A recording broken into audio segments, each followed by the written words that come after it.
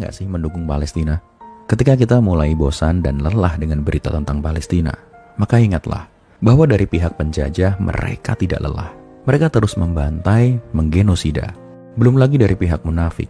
Lisan mereka juga tidak lelah untuk selalu membuat hati kita ragu atas perjuangan saudara-saudara kita di sana. Bahkan, kita mendapatkan berita korban jiwa saudara-saudara kita di Palestina sudah mencapai lebih dari puluhan ribu jiwa. Mereka ada yang kehilangan anak, saudara, hingga orang tua. Pertanyaannya, apakah mereka tidak lebih lelah daripada kita? Mereka sangat-sangat lelah, mulai dari fisik, hati, dan juga emosi. Berbeda dengan diri kita di sini yang dalam kondisi aman, tentram, dan damai. Maka ketika kita sudah merasa lelah dalam membela Palestina, coba ingat-ingatlah hal tadi.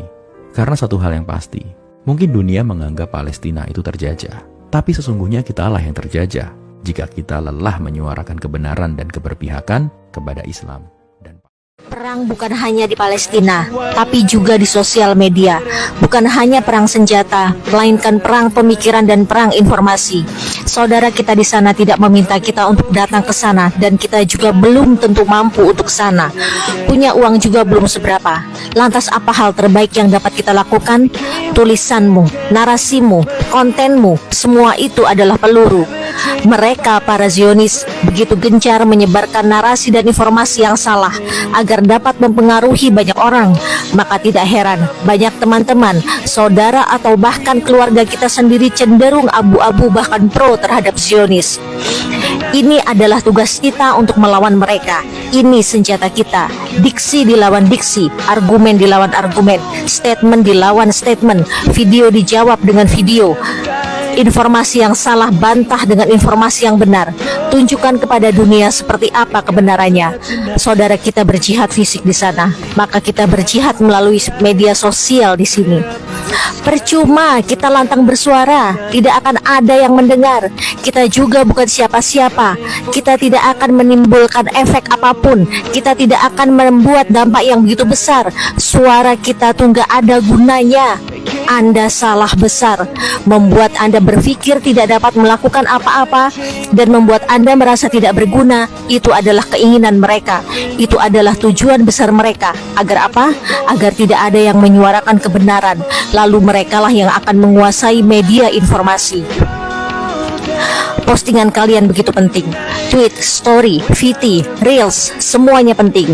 Kita memang bukan influencer, kita bukan artis terkenal, kita bukan tokoh terkenal. Tapi jika kita melakukan ini secara bersama-sama, maka ini akan menciptakan gelombang yang begitu besar, yang akan membuat dunia sadar. Tunjukkan kepada siapa engkau berpihak. Teruslah bicara, share, posting, berikan perlawanan terhadap kezaliman dan kebohongan media barat. Teman-teman sekalian, biarkan saudara kita memenangkan pertempuran di sana, dan kita yang jauh di sini memenangkan pertempuran di sini. Tidak ada yang tidak mungkin bagi Allah. Bila Nabi Ayub Allah sembuhkan dari penyakit menahunnya hanya dengan minum air putih. Bila Nabi Musa Allah izinkan membelah laut merah hanya dengan tongkatnya. Bila Nabi Daud Allah buat bisa mengalahkan Jalut hanya dengan lemparan kerikilnya. Bila banyak menangan Allah berikan pada peperangan Rasulullah dan para sahabat, walau dengan jumlah tentara dan senjata yang lebih sedikit dibanding musuh, maka bukan tidak mungkin perang digital kita Allah masukkan dalam kelompok kekuatan senjata. Jangan takut teman-teman, jangan kerdil, lakukan sesuai porsi kalian semaksimal yang kalian bisa. Kita punya Allah satu-satunya yang bisa menjadikan yang tidak mungkin menjadi mungkin. Aku kira Israel itu sedang menguasai Palestina. Ternyata aku salah. Israel itu sudah menguasai seluruh dunia kecuali Palestina. Karena Palestina yang cuma bisa, yang berani melawan Israel gitu. Yang lainnya itu tadi yang Mas Wimar bilang cuma bisa koar-koar, cuma bisa menolak dengan hati, tapi nggak bisa perlawanan. Karena apa? Semua sudut hidup kita tuh sudah dikuasai mereka, kecuali orang-orang Palestina. Mereka satu-satunya yang masih bebas. Memang secara fisik Palestina terjajah, tapi secara hakiki yang bebas itu Palestina. Dimana mereka tuh syahid itu di depan mata. Kalau kita syahid itu kayaknya rada mustahil hidup di zaman sekarang ini.